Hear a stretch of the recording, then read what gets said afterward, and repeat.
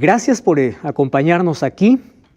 Gracias por este lindo grupo que está aquí estudiando con nosotros el fascinante libro de Daniel. Hasta aquí, lo que estamos hablando ya sobre el libro, nos trae unas enseñanzas importantísimas para nuestra vida y a través de la historia nosotros comprendemos tres cosas. Número uno, que Dios está al control de todo lo que sucede. Y aunque hay actividad humana, Dios sabe todo y Dios controla todo.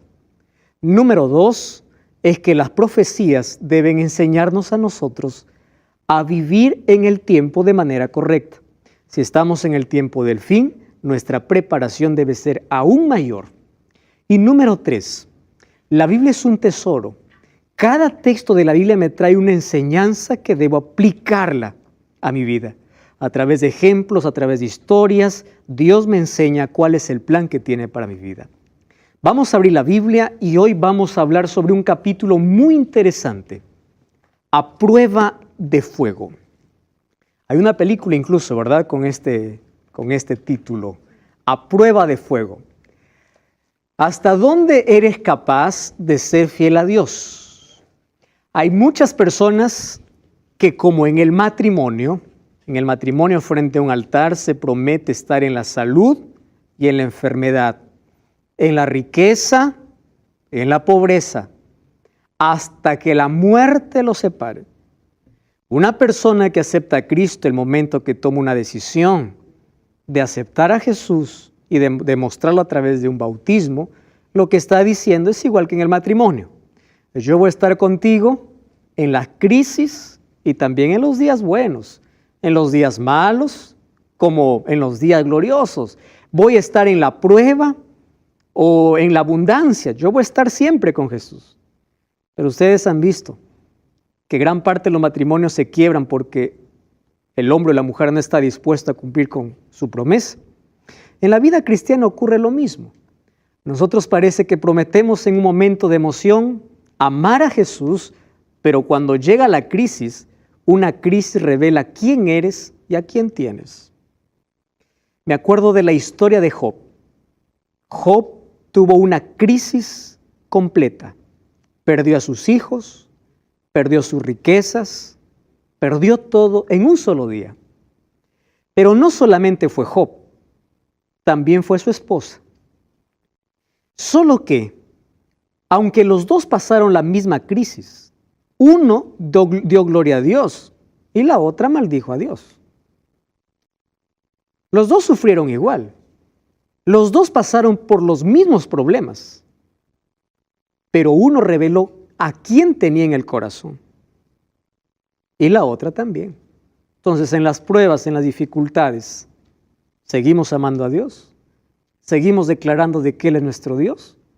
Conozco tantos cristianos que ante el mínimo detalle de la vida se alejan de Dios.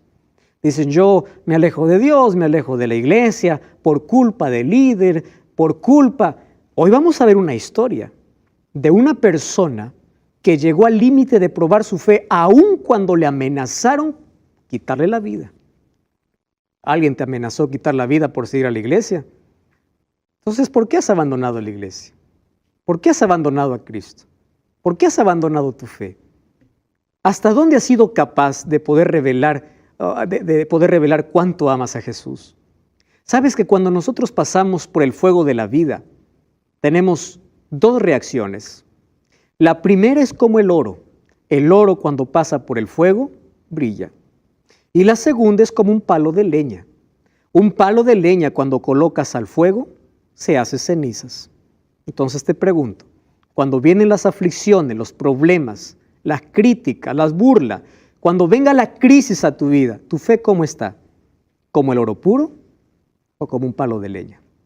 Vamos a abrir la Biblia y vamos a descubrir este fascinante capítulo. Y como siempre, solo que antes del capítulo 3, quiero mostrarles los últimos versículos del capítulo 2.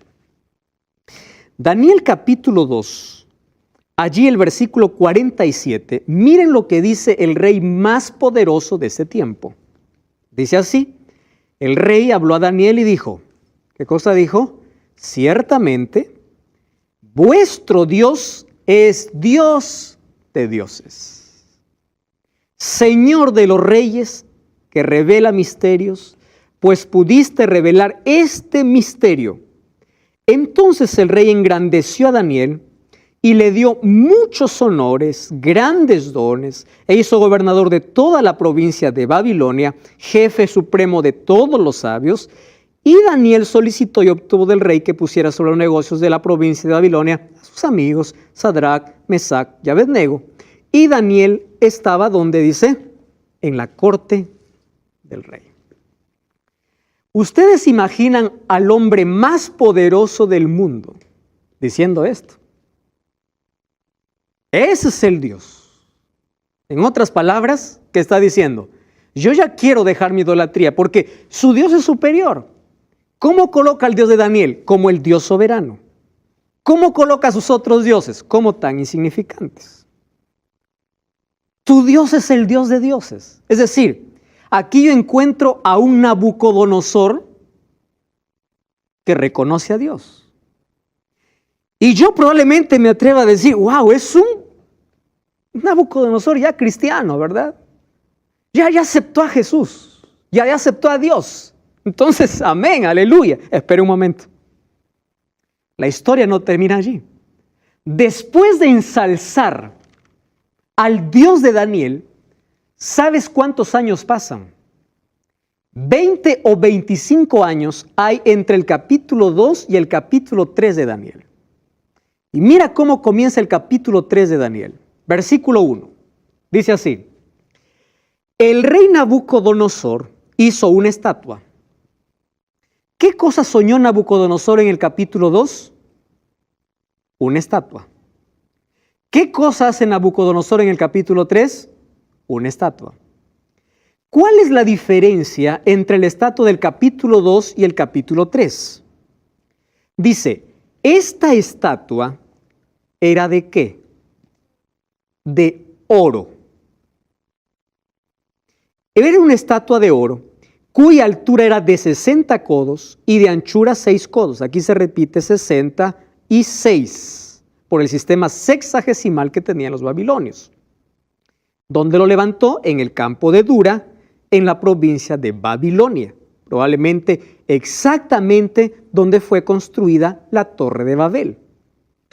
Y ordenó el rey Nabucodonosor que se reunieran los sátrapas, magistrados, capitanes, oidores, tesoreros, consejeros, jueces, gobernadores de todas las provincias que vinieran a la dedicación de la estatua que el rey Nabucodonosor había levantado. Se reunieron todos los llamados, versículo 4, y el pregonero anunciaba en alta voz, ordeno a vosotros, pueblo, naciones y lenguas, que cuando escuchen la bocina, la flauta, el cítara, el arpa, el salterio, la zampoña y todo instrumento, os postréis y adoréis a la estatua que Nabucodonosor ha levantado. Versículo 6. Y cualquiera que no se postre y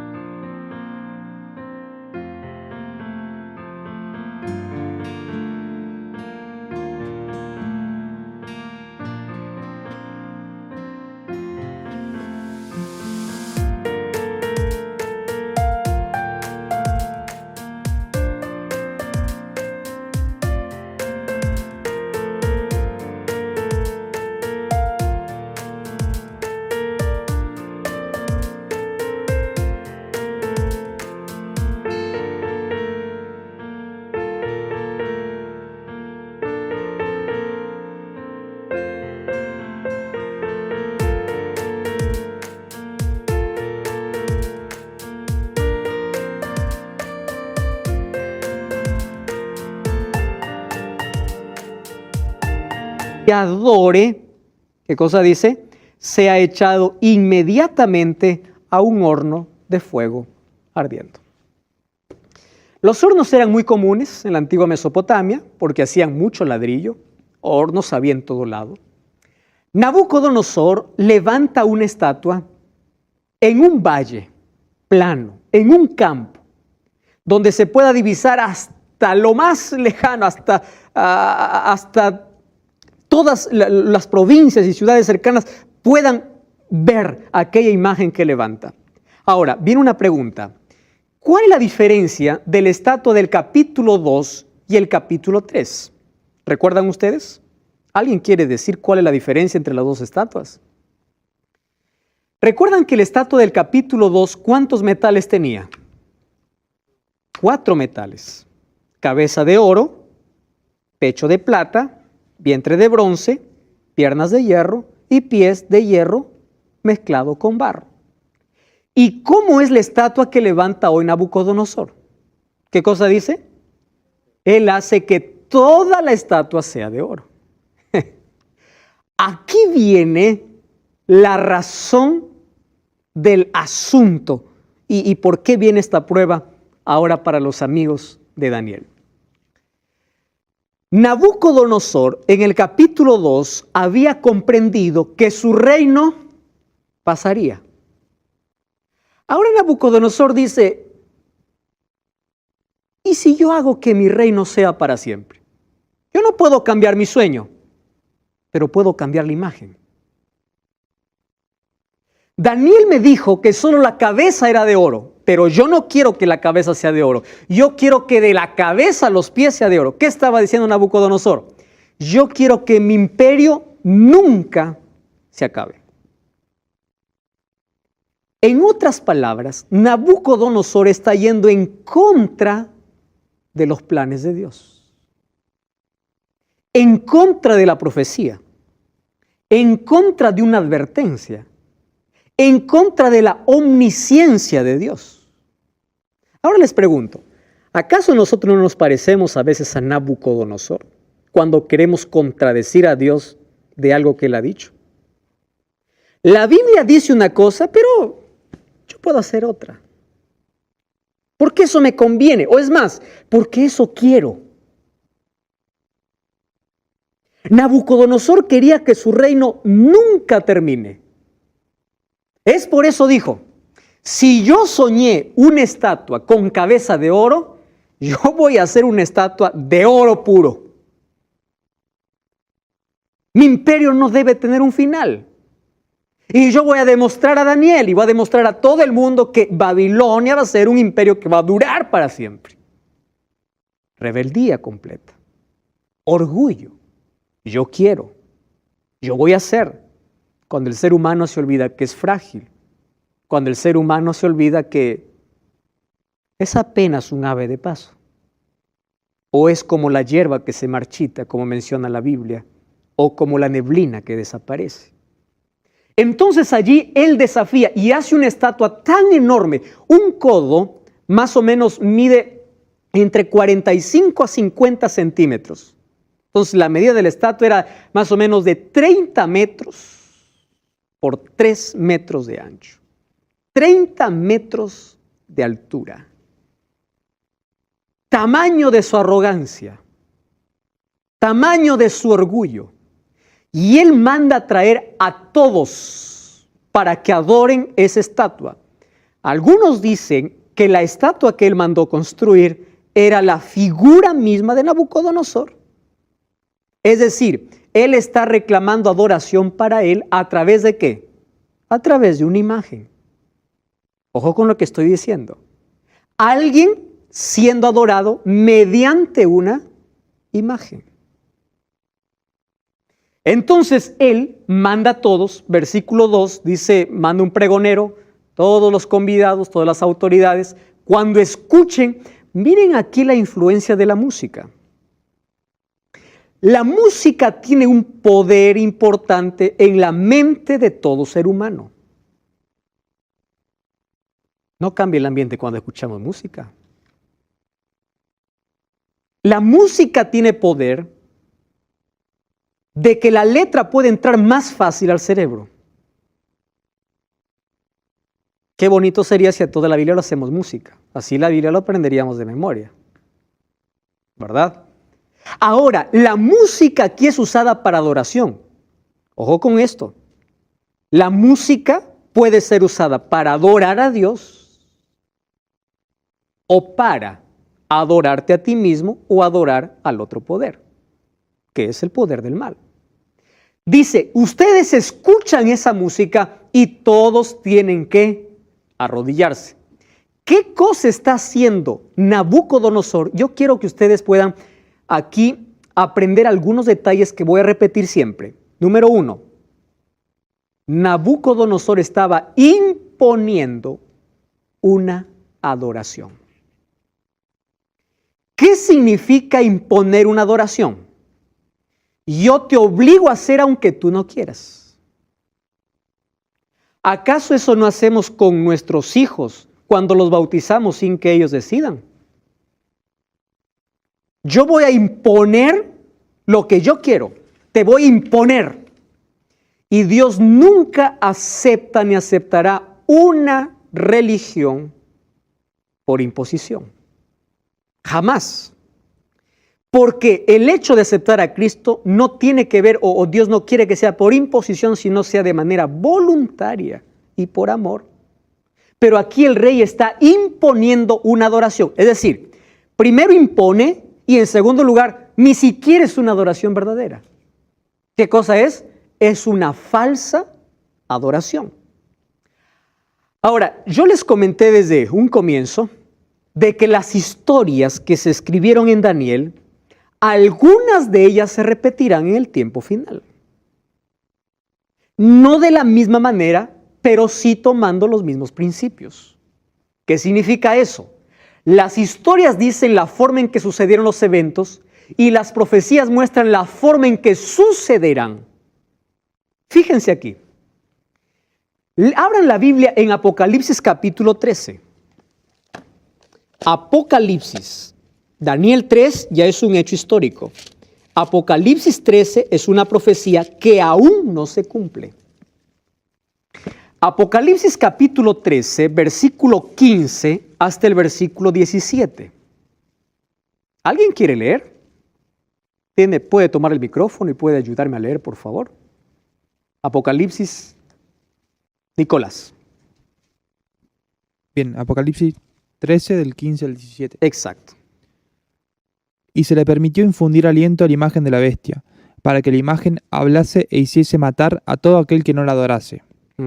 Y hacía que a todos, pequeños y grandes, ricos y pobres, libres y esclavos, se les pusiese una marca en la mano derecha o en la frente, y que ninguno pudiese comprar ni vender, sino el que tuviese la marca o el nombre de la bestia o el número de su nombre. Gracias, Nicolás. ¿De qué está hablando Daniel capítulo 3? De un rey que impone, ¿qué cosa? Una falsa adoración. Cuando se habla de bestia en la Biblia, ¿de qué estamos hablando? De un poder. En el tiempo final, yo no me voy a adelantar al evento, en los próximos capítulos vamos a ver de quién se trata ese poder. Habrá un poder religioso en la tierra que imponga una marca y que les obligase a todos a adorar. ¿A qué cosa dice? A la imagen. ¿Recuerdan que Nabucodonosor qué cosa hizo? Una imagen. Es decir, la historia se va a repetir. No de la misma forma como aquí ocurrió con los 3 amigos de Daniel, pero se va a repetir en el mismo hecho de que va a haber un poder que va a obligar a todos a tener una adoración falsa, una adoración no bíblica. ¿Correcto? Les dejo ahí con la intriga porque eso veremos en los próximos capítulos.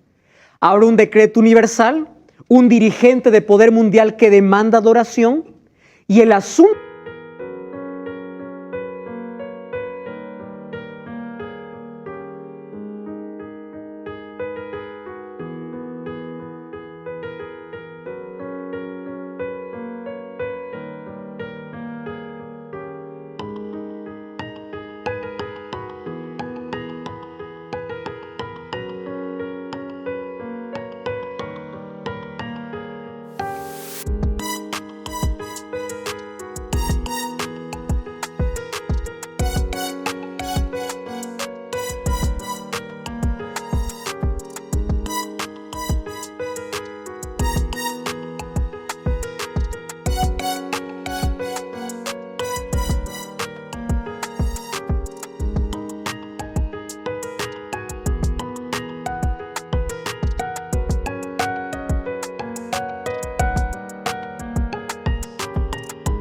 punto básico gira alrededor de ¿qué? De la obediencia. Porque allí los que estaban obligados. Es más, no solo obligados, estaban sentenciados. Si tú no adoras, ¿qué cosa hace? Mueres. Entonces, ahí sí la obediencia es más complicada. Sí. Le llamaban falsa adoración porque el rey, la imagen a adorar era falsa y porque la adoración era impuesta. La adoración era impuesta. Por las dos cosas. Y la adoración no era a Dios. Era a una estatua que representaba a Nabucodonosor. No estaba dirigida la adoración a Dios, sino a una imagen. Y la única adoración a quien se debe dar es a quién. A Dios.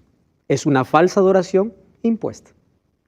En Apocalipsis vamos a encontrar de que también hay un poder que va a levantar una falsa adoración. ¿Por qué? Porque Dios te dice cómo debes adorar y en qué día debes adorar. Pero habrá un poder que diga, no, ustedes van a adorar este día, el día que yo quiero. Eso lo vamos a ver en los próximos capítulos. Muy bien. Ahora miren lo que ocurre. Versículo 8. Daniel capítulo 3, versículo 8. Me encanta este capítulo, versículo 8. Dice así. En aquel tiempo, en aquel tiempo, algunos de los hombres caldeos vinieron y acusaron maliciosamente a los judíos. Hablaron y dijeron al rey Nabucodonosor, rey, para siempre vive. Rey, tú has dado una orden, has dado una ley, has impuesto una ley, que todo el que está aquí se postre ante tu imagen. Versículo 12. Hay unos hombres judíos, aquí, hombres judíos, de los cuales tú les pusiste, es más, son tus hombres de confianza. Ten cuidado. Aquellos que dices que son de tu confianza, que son Sadrach, Mesach y Abednego, estos no te han respetado, no adoran tus dioses, ni adoran la estatua que has levantado. ¿De qué están acusando aquí a los tres amigos de Daniel? De dos cosas. Que no adoran los dioses de Nabucodonosor. ¿Y qué más no adoran? La estatua que la ha levantado. Genial. La pregunta es, ¿por qué no obedecieron? Una persona me escribió hace un par de meses, diciéndome sobre este asunto, pastor, ¿hasta qué punto tenemos que obedecer a las autoridades? Y me sacó este texto. ¿Acaso la Biblia no dice en Romanos 13, sométase toda persona a las autoridades superior, porque no hay autoridad sino de parte de Dios y las que hay por Dios? Entonces, dice, pastor, si el presidente me dice, la Biblia me dice que le obedezca, entonces yo voy a hacer lo que el presidente diga. Porque incluso sacan un texto bíblico, ¿verdad? La Biblia dice, sométete a toda autoridad. Ahora, vamos a analizar el texto. Me encanta este análisis. ¿Qué dice? Sométase a toda persona a la autoridad, ¿qué cosa? Superior. Ahora les pregunto, ¿quién es más superior que cualquier autoridad? Dios. ¿Hay que respetar a las autoridades? Sí. Pero cuando las autoridades se colocan por encima de los principios de Dios, yo respeto a la autoridad mayor. ¿Quién es la autoridad mayor? Dios. Ahora, comprendan este asunto porque es interesante y delicado. ¿Qué leyes tenemos que nosotros obedecer aquí? Claro que hay leyes civiles que hay que obedecer. La Biblia dice que yo solo debo obedecer a Dios, yo no obedecer la ley de tránsito. Es una locura. Sométete a la autoridad. Hay que estar en regla con todo lo que las autoridades nos pidan, porque eso es parte de nuestro ejemplo en esta sociedad.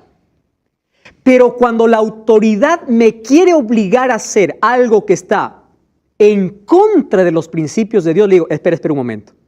Tú eres autoridad superior, pero si tú quieres hacer que yo haga algo que no está escrito en la Biblia, Dios es más superior que tú. Es por eso que la Biblia también dice, es necesario obedecer a Dios antes que a los hombres. ¿Quién está primero entre las autoridades? Dios. Ahora, pastor, ¿por qué no se arrodillaron? Muy buena pregunta. Vamos a Éxodo capítulo 20. Éxodo capítulo 20, versículo 3 hasta el versículo 5. Dice así, Éxodo 23. No tendrás dioses ajenos delante de mí. Versículo 4. No te harás imagen ni ninguna semejanza de lo que esté en el cielo, ni abajo en la tierra, ni en las aguas debajo de la tierra. No te inclinarás a ellas, ni las honrarás. En otras palabras, ni las venerarás. ¿Correcto? Porque yo soy Jehová tu Dios, fuerte, celoso, que visito la maldad de los padres sobre los hijos, hasta la tercera y cuarta generación de los que me aborrecen, y hago misericordia de millares de los que me aman y guardan mis mandamientos. ¿Eso estaba claro para los judíos? ¿Sí o no? Muy claro. Esto formaba parte, ¿qué cosa? De la ley. ¿Quién escribió esta ley? ¿Moisés? Vamos a Éxodo capítulo 31, versículo 18. Éxodo capítulo 31, versículo 18, dice así. Y dio a Moisés, cuando acabó de hablar con él en el monte Sinaí, 2 tablas de testimonio, tablas de piedra, escritas ¿por quién? Por el dedo de Dios. Entonces, en esa ley que Dios escribió, ¿qué cosa decía el mandamiento? No te harás imagen ni escultura, ni te arrodillarás, ni venerarás, ni adorarás, porque yo soy tu Dios. Estamos hablando acerca de este capítulo interesante, del capítulo 3 del libro de Daniel. Ellos no se arrodillaron, estamos hablando de los 3 amigos de Daniel, que no se arrodillaron delante de una estatua, porque la palabra de Dios o la ley de Dios, escrito por el dedo de Dios, ¿qué cosa decía? No te harás imagen. Si vamos a Salmos y vamos a Isaías, vamos a encontrar varios textos que dice, ¿de qué sirve adorar estatuas o imágenes hechas por mano de hombre? Tienen ojos y no ven, tienen pies y no caminan. Claro, no caminan porque hay que cargarlo. Entonces, la idolatría es totalmente desechada de la palabra de Dios. Sin embargo, miren lo que dice el libro de Levítico, capítulo 26, versículo 1. Porque hay algunos que dicen, bueno, pero ¿qué de malo tiene una pinturita por ahí, la imagen de algo? Versículo 1 del capítulo 26 dice, no haréis para vosotros ídolos ni esculturas, ni os levantaréis estatua, ni pondréis en vuestra tierra piedra pintada para inclinarnos a ella. Yo soy Jehová vuestro Dios. Está claro el asunto, muy claro. No te harás imagen. No, pastor, lo que pasa es que yo no adoro una imagen. Yo adoro a un santo. Puede ser que alguien esté pensando eso. Bueno, y es que las personas, un santo cuando muere, pastor, puede interceder por mí. ¿Será eso verdad? Vamos a Eclesiastés capítulo 9. ¿Sí? Eclesiastés, Antiguo Testamento, capítulo 9, versículo 5. Miren lo que dice. Los vivos saben que han de morir, pero los muertos nada saben. No tienen recompensa, su memoria cae en el olvido. Y miren lo que dice.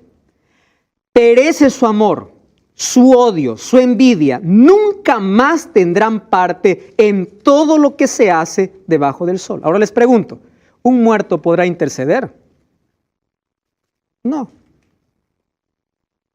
No, pastor, lo que pasa es que cuando uno muere se va al cielo. Vamos a ver 2 de Timoteo. 2 de Timoteo, capítulo 4. Miren lo que dice. Esto es interesante. 2 de Timoteo, capítulo 4, versículo 7 y versículo 8. 2 de Timoteo, capítulo 4, versículo 7. Dice, ¿saben quién está escribiendo aquí? Pablo. He peleado la batalla, he acabado la carrera, he guardado la fe. Por lo demás, me está reservada la corona de justicia, el cual me dará el Señor juez justo. ¿Cuándo? En aquel día. ¿De qué día está hablando Pablo? De la vuelta de Cristo. Y no solo a mí, sino a todos los que aman su venida. ¿Qué está diciendo? Cuando uno muere va a disfrutar de la gloria. Entonces, ¿por qué hay que rezar a Pedro, a Pablo, si ellos también están en su tumba esperando aquel día. Aquel día. ¿Cuál es el problema de adoración a estatuas? Una persona muy sincera me escribió hace unos días diciendo: pastor, usted está muy equivocado cuando habla de que nosotros adoramos estatuas. Nosotros no adoramos, sino nosotros veneramos. Y yo les voy a mostrar un texto de Juan Pablo II para ver si esto es verdad. ¿Correcto? Miren, es un texto que yo no lo inventé. Está escrito en el libro Los íconos hablan de la historia del cristianismo. Dice así: una misteriosa presencia del prototipo trascendente pareciera como si fuera transferida a la imagen sagrada. La contemplación devota de una imagen parece de esta manera como un sendero real de, ¿qué dice?, de purificación. Esto no es veneración. Esto es adoración. De purificación del alma del creyente. Porque la misma imagen bendecida por un sacerdote puede en cierto sentido ser considerado un canal de gracia divina. ¿Y dónde queda 1 Timoteo? Que el único canal de gracia divina es Cristo. Jesús dijo: yo soy el camino, la verdad y la vida. Hechos 4:12 dice: en ninguno otro hay salvación. La única gracia divina que yo recibo es de Cristo, no de una imagen. Ahora entienden que esto no se trata de una veneración, sino de adoración. Correcto. Vamos a continuar con la historia. Nabucodonosor, cuando escucha esto, empieza a llamar ¿a quién? A los tres. Y miren, aquí hay algo bueno en Nabucodonosor. Nabucodonosor no es de aquellos que escuchan y dicen: ya, de frente voy a actuar. No, no, no. Llama y habla, conversa, dialoga y le dice: ¿es verdad, Sadrach, Mesach y Abednego, que vosotros no honráis a mi Dios, ni adoráis la estatua que yo he levantado? ¿Es verdad lo que ustedes están haciendo eso? Muy bien, dice, vamos a llegar a un acuerdo. Ustedes saben que el mayor negociador es el diablo. Al diablo le gusta negociar. ¿Saben cuál es su negocio? Dice: mira, yo no te quiero en la iglesia. Ah, pero si tú quieres ir, está bien. Vamos a hacer un negocio. Ándate a la iglesia, pero en tu casa vive como quieras. Un buen negocio. Al diablo le gusta negociar. Está bien. Mira, a mí no me gusta que seas un cristiano, ¿está? Ah, pero anda ya. ¿Qué importa? Tú en la semana puedes vivir como quieras. Tú no guardes mandamientos. Olvídate de eso. Pero di que eres cristiano. Eso es una negociación. Hay personas que negocian su fe, negocian sus principios. Y Nabucodonosor dice: vamos a negociar. Mírenme, la próxima vez yo les voy a dar una oportunidad para que digan que yo soy bueno. No digan que yo soy malo. Yo soy una buena persona, ¿tá? Entonces, lo que van a hacer es que la próxima vez se van a rodear. ¿Listo? Levante la mano, ¿quién lo va a hacer? Y allí aparece la respuesta. Versículo 15 dice así: Rey, espera. No gastes el soplo de tus músicos, porque no lo vamos a hacer. ¿Qué dice el versículo 15 de Daniel capítulo 3? Gloria, ¿puedes leer? Versículo 15. Ahora pues, ¿estáis dispuestos para que al oír el son de la bocina, de la flauta, del tamboril, del arpa, del salterio, de la zampoña y de todo instrumento de música, os postréis y adoréis la estatua que he hecho? Porque si no la adorareis, en la misma hora seréis echados en medio de un horno de fuego ardiendo. ¿Y qué Dios será aquel que os libre de mis manos? ¿Qué cosa está diciendo Nabucodonosor? Si ustedes no lo hacen, yo, en mi palabra de honor, les voy a ver chicharrón. 7 veces más van a calentar el horno. Miren la pregunta que le hace. ¿Qué Dios habrá que libre de mi mano? ¿Recuerdan ustedes lo que dijo en el capítulo 2? ¿Qué cosa dijo? El Dios de dioses. Así somos los seres humanos. reconocemos en momento y luego nuestro orgullo termina por encima de nuestro reconocimiento a Dios. ¿Qué Dios? Y el versículo 16, ¿puedes, ¿qué versículo leíste? 15, muy bien, versículo 15. Versículo 16, wow. Sadrac, Mesach y Abednego respondieron al rey diciendo: no es necesario que te respondamos. ¿Sabes, Nabucodonosor? Nuestra decisión está tomada. Nuestro Dios a quien servimos puede librarnos del horno de tus manos. Versículo 18. Y si no, has de saber, oh rey, que no serviremos a tus dioses, ni nos arrodillaremos delante de tu estatua. Presten atención, porque para mí este es el texto más fuerte. ¿Saben lo que están diciendo estos muchachos? Así: Dios nos puede librar, pero si no lo hace, yo seguiré siendo fiel. Queridos, eso es fidelidad a prueba de fuego. Hay personas que dicen: ¿y Dios por qué no me libró? Tantas personas con solo preguntas, pero nunca demuestran su fe. Hay tantos cristianos en este mundo que solo están esperando milagros. Muchos incluso hasta quieren chantajear a Dios diciendo: si tú no haces este milagro, no te sirvo. Muchos abandonan la fe porque su oración no es respondida. Estos jóvenes dijeron: aun si Dios no quiere en su soberanía, nosotros moriremos siendo fieles. Esto es fidelidad. Esto es aceptar la soberanía de Dios. Dios puede hacerlo. Y si no lo hace, yo sigo creyendo en ese Dios. Pastor, ¿por qué hay tanta tragedia? ¿Por qué mi hijo murió? Dios pudo haberlo librado del accidente. Dios pudo haberlo librado. Pero si no lo libró, aún así, sigue siendo fiel a Dios. Pastor, Dios pudo evitar que pueda perder mi trabajo. Lo pudo evitar.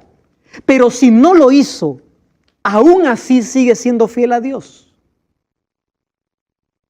Esto es lo que me enseña aquí los tres amigos de Daniel. Estaban allí. Esto es una decisión que no lo tomaron en ese momento. Ellos en su casa oraron y se pusieron en las manos de Dios y dijeron: Señor, vamos a probar nuestra fe. ¿Saben una cosa? Un cristiano tiene que estar preparado, no en la hora de la prueba, sino antes que venga la prueba. Y la preparación es a través del estudio de la Biblia. Una persona que espera la prueba para enfrentarla no va a soportar. Una persona que se prepara para enfrentar la prueba va a salir victorioso de la prueba. Estos hombres tomaron la decisión en su casa, fueron preparados. Por eso le dijeron: mira Daniel, Nabucodonosor, no necesitas darnos oportunidad, porque la decisión está hecha. Queridos, hay decisiones que no deben esperar. Y es la decisión cuando elegimos por Jesús. Esa es la decisión que no podemos esperar. Nabucodonosor se llenó de ira, demudó su aspecto de su rostro. ¿Y qué cosa sucedió? Los echó. Ahora fíjense, si nosotros comparamos Daniel 3 con Apocalipsis 13, vamos a encontrar la misma similitud. Por ejemplo, Daniel 3 habla de un soberano poderoso. Apocalipsis 13 habla de un soberano. Daniel 3 habla de una imagen falsa. Apocalipsis también. Daniel 3 habla de una adoración forzada, Apocalipsis también, de una unión de iglesia y Estado. ¿Qué cosa está haciendo Nabucodonosor? Está uniendo la política con la religión. Porque ¿qué cosa está buscando? Adoración. ¿Usando qué cosa? Sus poderes. ¿Eso no es unir la política con la religión? Eso ocurrirá muy pronto. Siguiente, habrá una pena de muerte. Y así como estos tres muchachos, los hijos de Dios que guardan los mandamientos de Dios, tendrán que ser fieles en esa hora de prueba. ¿Qué sucedió con estos muchachos? Se fueron al horno. ¿Qué ocurrió en el horno? Nabucodonosor se espantó, dice el versículo 24 y 25, y dijo a los de su consejo: ¿no echaron 3? Yo veo 4. Y dice, y el aspecto del cuarto es semejante ¿a quién? Al Hijo de los dioses. Yo les pregunto, ¿quién estaba con estos 3 muchachos allí en el horno de fuego? Cristo. Pastor, ¿y dónde estaba Daniel? ¿Por qué habla solo de los 3 amigos? Probablemente Daniel fue enviado a hacer negocios por la responsabilidad y función que tenía. Porque si Daniel hubiese estado allí, también hubiese ido al horno. Porque él fue fiel en la alimentación, mucho más lo haría frente a una estatua. ¿Saben qué cosa es lo que me emociona de toda esta historia? Es lo siguiente. A veces Dios no nos va a evitar el horno de fuego. A veces vamos a entrar al horno de fuego. A veces el milagro no va a ocurrir antes, sino durante la desgracia. A veces nuestra oración no va a ser respondida como nosotros queremos.